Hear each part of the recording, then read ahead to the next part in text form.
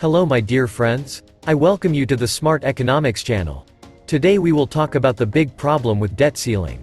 In a surprise move, the Congressional Budget Office believes the government could be at risk of default between July and September 2023. The Congressional Budget Report released Wednesday projects that the date when the government will no longer be able to fully service its debt obligations will be between July and September 2023.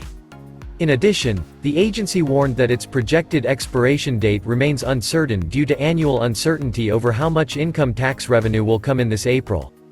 If the revenue falls short, the Congressional Budget Office predicts, the emergency measures could be exhausted earlier and the Treasury could run out of funds by July. The U.S. officially reached the debt limit on January 19 when the Treasury Department began accounting maneuvers known as emergency measures, in which Treasury officials move money around to delay the moment when the government can't pay its bills.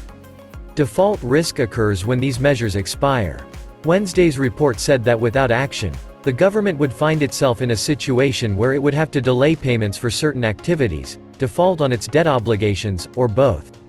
A default could cause market collapse and possibly send the economy into recession. Treasury Secretary Janet Yellen also warned of irreparable damage in January if lawmakers did not address the issue in time.